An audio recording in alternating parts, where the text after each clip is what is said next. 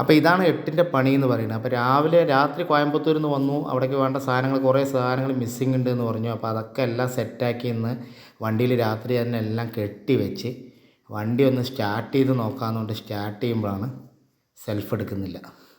Battery ഇറങ്ങിയിരിക്കണം. എന്താ പ്രശ്നം എന്നറിയില്ല. വണ്ടി ബാറ്ററി പ്രശ്നമൊന്നും ഇതിന് മുമ്പ് കാണിച്ചിട്ടില്ല. വാറണ്ടിയുള്ള ബാറ്ററി തന്നെയാണ്. ശരി, എന്നാൽ പിന്നെ കിക്കർ അടിക്കാമെന്ന് പറഞ്ഞിട്ട് കിക്കർ അടിക്കാൻ മുമ്പ് കിക്കർ ഫുള്ള് ജാം.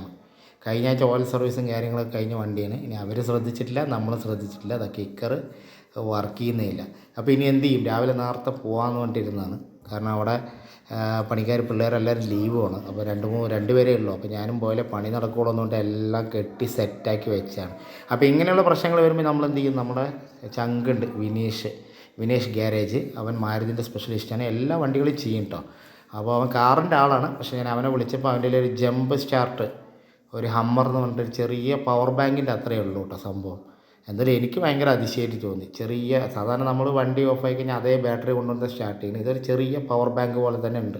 ഒരു ടോർച്ച്, അതിൽ DC ഔട്ട് ഉണ്ട്. പിന്നെ ലാപ്ടോപ്പ് കാര്യങ്ങളൊക്കെ ചാർജ് ചെയ്യാൻ പവർ ബാങ്കായിട്ട് ഉപയോഗിക്കാം. നമുക്ക് എല്ലാ സാധനങ്ങളും മൊബൈലൊക്കെ ചാർജ് ചെയ്യാനുള്ള സെറ്റപ്പ് ഉണ്ട്.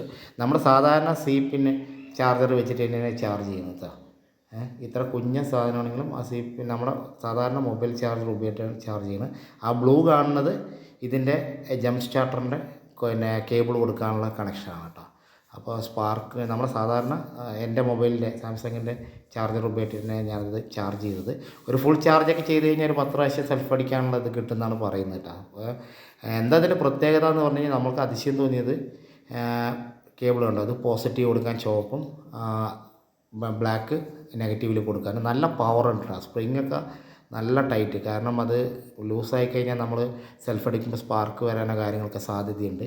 അപ്പോൾ അതിന് വേണ്ടിയിട്ടാണ് നല്ല ക്വാളിറ്റീൻ്റെ സാധനം. സ്കൂട്ടർ മുതൽ ഇപ്പോൾ മാരുതി കാറാണെങ്കിൽ 5 സീറ്റർ വണ്ടീൻ്റെ സെഡാൻ ആണെങ്കിലും SUV ആണെങ്കിലും ഇനിയിപ്പോൾ ഇന്നോവ എവിടെയെങ്കിലും വഴി നിന്നാലും ഈ സാധനം കൊണ്ട് സ്റ്റാർട്ട് ചെയ്യാൻ പറ്റും. നമുക്ക് സാധാരണ ഡീസൽ വണ്ടികളൊക്കെ നിന്നാൽ ഡീസൽ അതേ കാറ്റഗറിയിലുള്ള വണ്ടിൻ്റെ ബാറ്ററിയും കൊണ്ടുപോയിട്ടാണ് നമ്മൾ സ്റ്റാർട്ടാക്കിയിട്ട് വരിക. ഇത് അത്രയും വലിയ വണ്ടിയും ചെറിയ വണ്ടി പോലും ഇതുകൊണ്ട് സ്റ്റാർട്ട് ചെയ്യാൻ പറ്റും. ഇത്ര പവർ ബാങ്കിൻ്റെ അത്രയേ ഉള്ളൂ സംഭവം.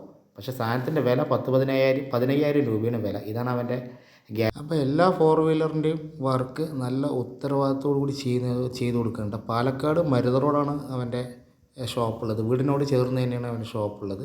അത്യാവശ്യം നമ്മളെല്ലാ പരിചയക്കാരെല്ലാവരും അവിടെ തന്നെ കൊടുക്കുന്നത്. നല്ല വൃത്തിയായി പണി.